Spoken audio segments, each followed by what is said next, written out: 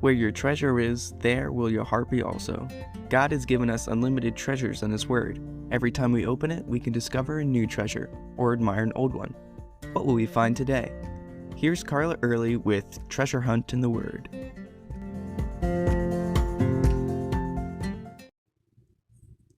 I tend to get disappointed pretty easily.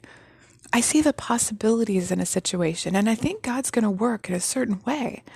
But when I get there and He doesn't do what I had in mind, well, I get disappointed. I can't help but wonder if Paul and his mission team were rather disappointed when they came to Philippi. The Macedonian call he'd had probably upped their expectations of what would happen when they arrived. In Acts 16, the team had attempted to go to Bithynia, but the Holy Spirit kept them from it. Then Paul had a vision of a man in Macedonia clearly asking for help. If I was them, I'd think about what Jesus said in John 4:35. Lift up your eyes and look at the fields, for they are already white for harvest. Then I would picture a synagogue full of men seeking God with hearts ready to receive the gospel. But if that's what Paul and his team were anticipating, they would have been sadly disappointed. The group went to a lot of trouble traveling to the most important city in Macedonia, Philippi. Now we've heard of Philippi because Paul later wrote a letter to the people there. It was a Roman colony of Macedonia, named for Philip II of Macedon, the father of Alexander the Great. Though it was one of the largest cities in the area, Philippi didn't have enough Jewish men to make a synagogue. The rule was that there needed to be 10 Jewish men, heads of the household, before starting a synagogue. But what would Paul and Silas do? They always started giving the gospel to the Jews in the synagogue first. If there were not enough Jewish families, they would just meet by a river to pray. So on the Sabbath, the mission team headed to the river, only to find a group of women. Not a man in sight. Now, given the status of women in those days, I'm sure they were pretty disappointed, or at least I would have been if I was them. These 4 men had traveled all this way, and all they found were women. But, as usual, the Bible doesn't tell us how these men felt, only what they did. They didn't let the size or gender of the crowd deter them. God had sent them to share the gospel, and the gospel would be shared.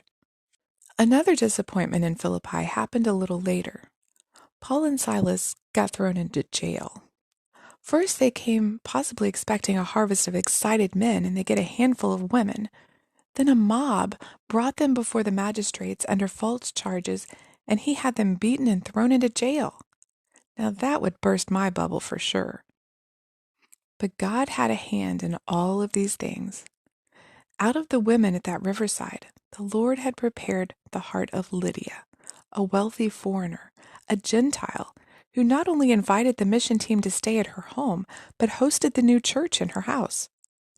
This church later supported Paul's mission team financially as they traveled, and as a result of their prison stay, the Philippian jailer and his family were saved.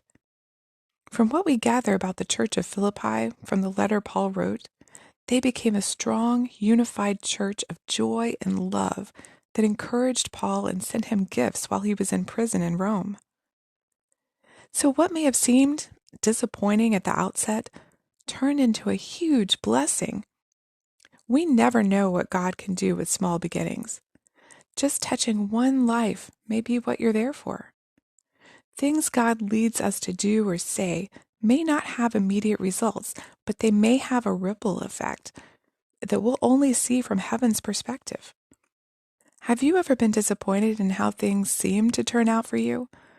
Well, just wait until you find out what God has been doing behind the scenes. You can contact us at treasurehuntintheword@gmail.com. We'd love to hear the treasures God has given you through His Word. You can listen to other episodes at our website, which you can find in the description below. Thanks for listening, and remember, where your treasure is, there will your heart be also.